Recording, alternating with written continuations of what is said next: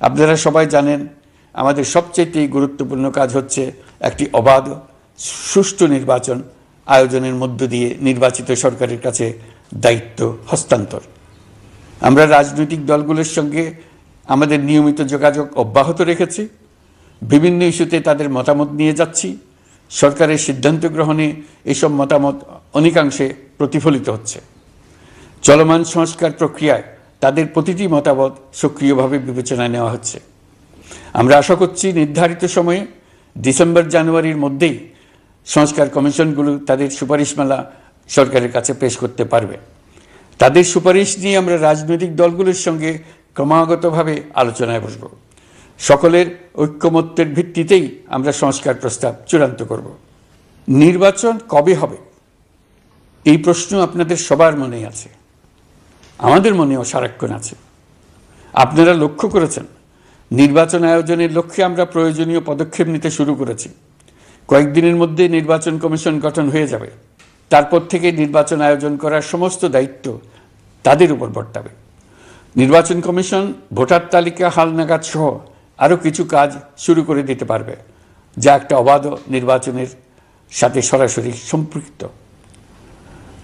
প্রথমবারের মতো প্রবাসী বাংলাদেশিরা পোস্টাল ব্যালটের মাধ্যমে যাতে তাদের ভোটাধিকার প্রয়োগ করতে পারে সে লক্ষ্যেও সরকার কাজ করছে। তবে আমরা মনে করি না যে একটা নির্বাচন কমিশন গঠন করে দিলেই নির্বাচন আয়োজনে আমাদের দায়িত্ব শেষ। রাষ্ট্র ব্যবস্থায় সংস্কার আমাদের এই সরকারের অন্যতম অঙ্গীকার। আপনারাই আমাদেরকে এই ম্যান্ডেট দিয়েছেন। যেই 6টি সংস্কার কমিশন আমরা শুরুতে গঠন করেছিলাম তারা ইতিমধ্যে তাদের কার্যক্রম অনেক দূর এগিয়ে নিয়েছে। বিভিন্ন গণমাধ্যমে আপনারা তাদের কার্যক্রমের আপডেটও দেখছেন। কয়েকটি সংস্কার কমিশন ডিজিটাল প্ল্যাটফর্ম গঠন করেছে। আমার অনুরোধ আপনারা এই প্ল্যাটফর্মে উৎসাহ সহকারে আপনাদের মতামত জানাতে থাকুন। প্রথম 6টি সংস্কার কমিশনের মধ্যে একটি হলো নির্বাচন সংস্কার কমিশন। নির্বাচন অনুষ্ঠানের জন্য এই কমিশনের সুপারিশমালা অত্যন্ত জরুরি।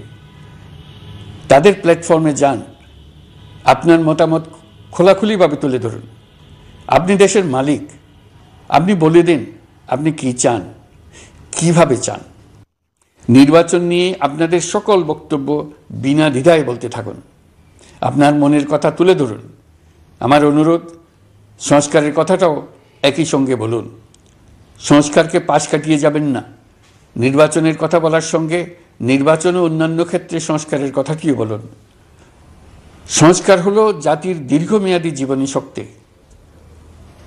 সংস্কার জাতিকে বিশেষ করে আমাদের তরুণ তরুণীদের নতুন পৃথিবী সৃষ্টির সুযোগ দেবে, জাতিকে বঞ্চিত করবেন না।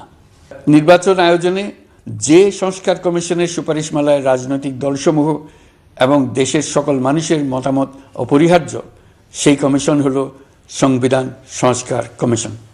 এই সুপারিশমালার যে অংশ সকলের কাছে গ্রহণযোগ্য হবে তার ভিত্তিতে নির্বাচনী আইন সংশোধন করতে হবে। সমান্তরালভাবে ভোটার তালিকাও হালনাগাদ করার প্রক্রিয়া চলতে থাকবে। আমি নিশ্চিত নই সংস্কার প্রস্তাবসমূহ বাস্তবায়নের সুযোগ আমরা কতটুকু পাব। তবে আমি আপনাদের কথা দিচ্ছি, আপনারা সুযোগ দিলে প্রয়োজনীয় কিছু অত্যাবশ্যকীয় সংস্কার কাজ শেষ করেই আমরা আপনাদের কাঙ্ক্ষিত নির্বাচন আয়োজন করব। ততদিন পর্যন্ত আমি আপনাদের ধৈর্য ধারণ করার অনুরোধ করব। আমরা চাইব আমরা যেন এমন একটি নির্বাচন ব্যবস্থা সৃষ্টি করতে পারি যা যুগ যুগ ধরে অনুসরণ করা যাবে। এর ফলে সাংবৎসরিক রাজনৈতিক সংকট থেকে আমাদের দেশ রক্ষা পাবে।